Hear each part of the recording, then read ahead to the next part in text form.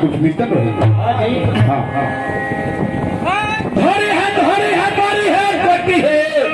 अरे सनम चला प्यार और संजना तक आई अरे पोरला है काल के संग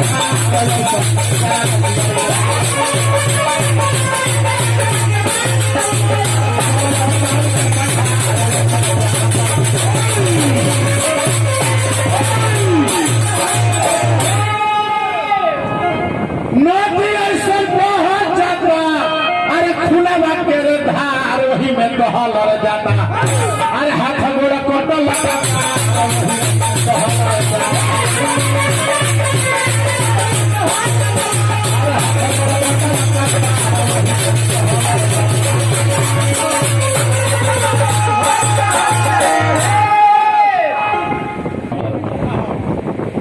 तेज विद्यार्थी चेक लगे स्कूल में ढुकेला 3 बरिस का 3 निष्कासित हमको दिए परीक्षा में ना देख के आवे के चाहिए। अब देखला में कल का जन क्वेश्चन है बोल अब रावण लड़ाई में तनी कमजोर पड़े लगल हा तो जाके देवी के पूजा करे लगल हा विभीषण कहला कि सरकार अगर देवी के पूजा में सफल हो जाई तो कौन महारथी से न मराई तो जना धर्म से अधर्म का बल मिलेला ओकरा के नाश कर दिया वृंदा के सतीत्व के बल से जलंधर अत्याचार करते रहे तो विष्णु भगवान को सतीत्व बल भंग कैले तब जाके मराई हनुमान जी गए हैं 4 जने मरले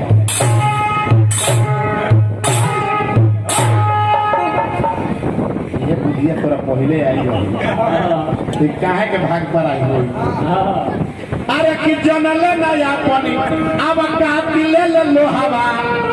वो आदमी संग झगड़ा ना करे के चाहिए जेकरा संग बाद में जाके फिर माफी मांगे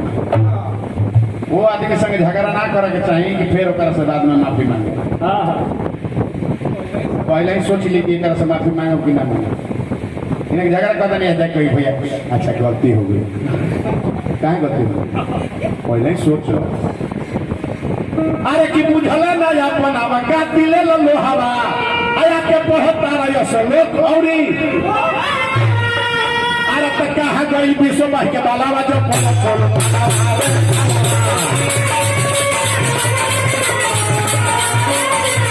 अरे कहा गई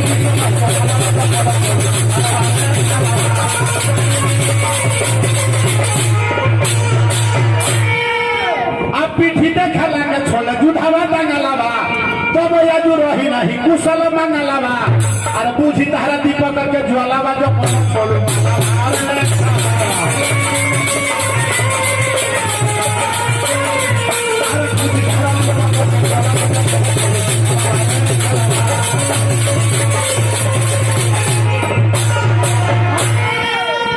फिर रावण उठल लड़ाई में अरे तो मन में को खीस असर छोड़ दी हले 31 आ कटल 20 भूजा संगे 10 तो लड़ाई जगदीश से भई अरे तो आके पूज गई मराई 10 शीश हो लड़ाई जगदीश से कमे बजाओ लो वैर भाव भक्ति से कैलाश कुल परिवार के नाश वैर भाव भक्ति प्रेम से मिला ना तो रावण ऐसा बरियारियों को मिल गया वैर भाव भक्ति से कैलाश कुल परिवार के नाश कैलाश। अच्छा दिनेश मिश्रा जी 1000 पुरस्कार दिए बार बार बोलोगी बस शुभकामना बाद धरती की जगह कैलाश दास भाव के सिद्ध कैलाश इतिहास हो लड़ाई जगदीश से भई चंद्रहास मिश्रा की तरफ से पुरस्कार मिले बार बार बोलोगी बस शुभकामना बाद इति मैंने भी इतिहास की कहानी बाबा के गोला के लोग ऐसे कि सैपू के पाकिट घाटी सकून नासन कैलाश दास भाव के अरे सिद्ध कैलाश इतिहास हो लड़ाई जगदीश से भइल तब पैर के वो जन भइल भगती से 20 हो लड़ाई जगदीश से भूतकाल के कोई कल्पना सपना भइल सकार। रावण की कल्पना का रहे प्रभु संग जाए पैर हटी करी हो बिनु प्रयास भव सागर तरी हो ही भजन नहीं तामस देहा मन क्रम वचन दीढ़ मत सूर्यरंजन भंजन महिभारा जो प्रभु लीन मन जयव। भूतकाल के कोई कल्पना सपना भइल सकार। अपने तमराई संग में लेके कुल परिवार हो लड़ाई जगदीश से भई। सारी पुलाव बना रहनु बक्सर वाला तो पहले भाई कि ट्रक लोड करके जाए के रहे इनामो धर रहे कि जे पार करी ट्रको ले ली ओकर कोई इनामो बा पहले वही पार करे के लोड करके एकदम पूरा गिटी बालू एकदम जमत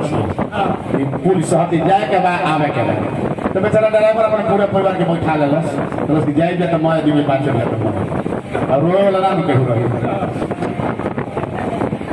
ना संगत कैलाश दास भाव के सिद्ध कैलाश इतिहास हो लड़ाई जगदीश से भइल। ईस में मिल गईल मनीष अस अवनीश। ईस माने भगवान मनीष माने मुनि अवनीश माने राजा रावण। ईस में मिल गईल मनीष अस अवनीश हो लड़ाई जगदीश।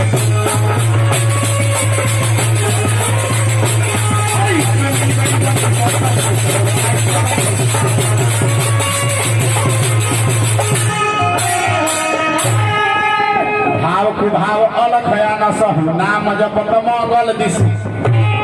भाव कुभाव अलग आन सहु आ नाम जे जपी है कसहु। कहत कोई तेरी ओकर झंडा अरे लहरी दिशा कसहु लड़ाई जगदीश से भई।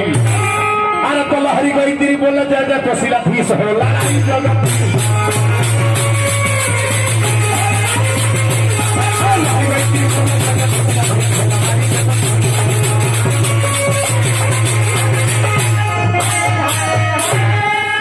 बदेल रामचंद्र की अब हमें को समाप्ति कर जाए आतर भजन ले लीजिए।